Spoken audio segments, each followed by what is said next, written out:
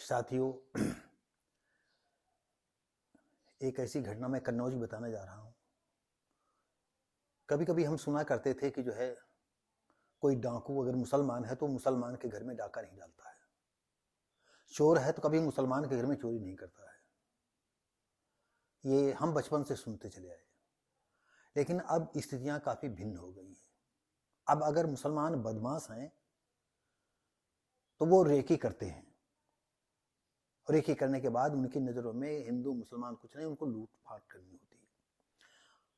हुआ ये कि हम आपको बता दें कि आपको ये कन्नौज के गुरसहायगंज कस्बे की और कोतवाली के क्षेत्र का मैटर है। कस्बा रामधन, मोहल्ला दारा सराय, निवासी नायब खान। इनकी थोड़ी दूर पर मानिकपुर इलाका है, वहां पर उनके सोने चांदी की दुकान थी। एक रात दुकान बंद किया और अपने दो बेटों के साथ, अयाज और कासिद के साथ चल पड़े, एक ही बाइक से बैठ करके। और रास्ते में डाकू लगे हुए थे, बदमाश लगे हुए थे, और उन्होंने गोली चलाई तो गोली में अयाज घायल हो गया। और इनके पास आधा किलो सोना, 7 किलो चांदी और 2 लाख रुपया लेकर के जंपत हो गए। रिपोर्ट हुई। अब पुलिस के लिए तो साधारण बात है, इसलिए कि रोज चोरी डकैती हो रही है, तो अब उनके दिमाग में इतनी जल्दी नहीं आता चोरी डकैती हुई। लेकिन स्थिति यह हुई कि अयाज की एक जगह शादी होने वाली थी,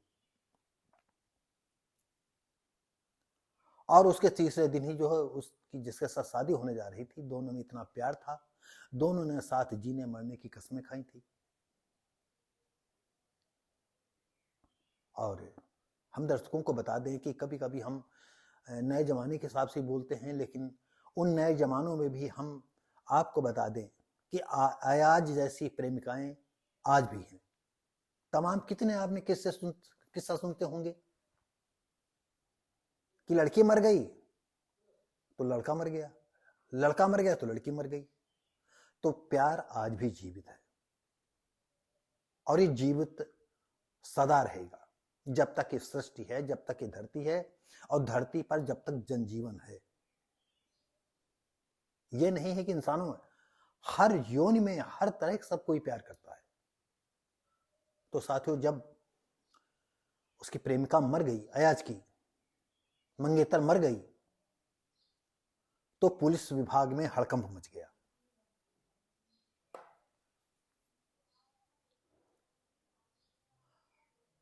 पुलिस विभाग के उच्च अधिकारी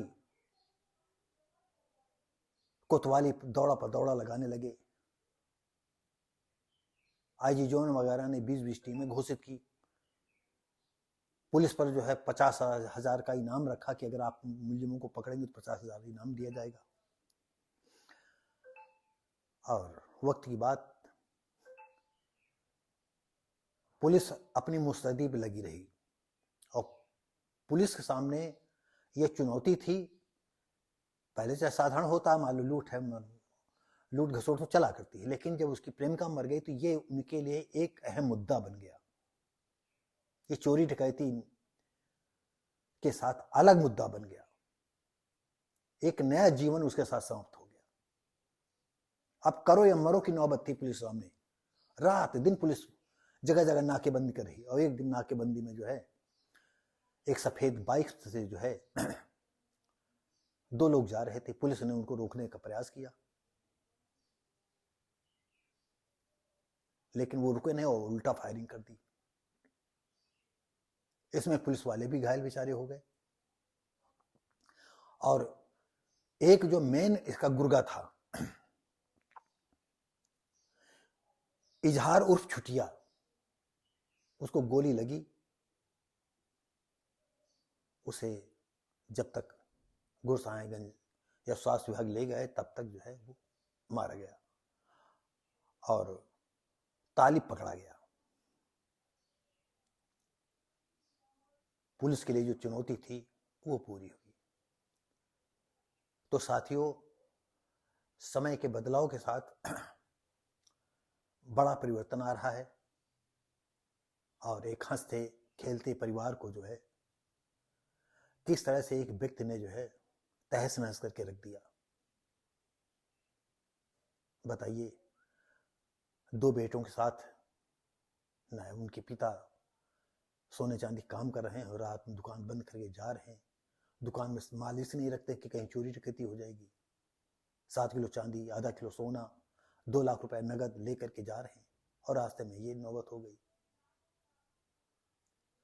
और हकीकत, जो लोग इस तरह की चोरी डकैती करते हैं, चाहे कोई भी हो, चाहे किसी धर्म के हों, उनको जिंदा रहने का हक नहीं है। जो दूसरे के जो है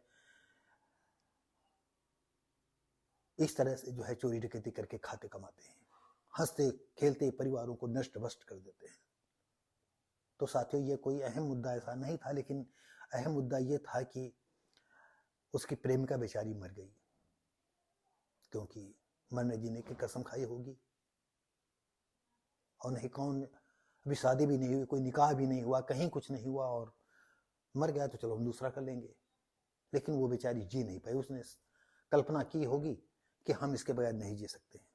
तो साथियों, इसी के साथ ही जो है, अगर हमारे ये विचार आपको अच्छे लगे हों तो लाइक शेयर कमेंट करें और हो सके तो सब्सक्राइब करें।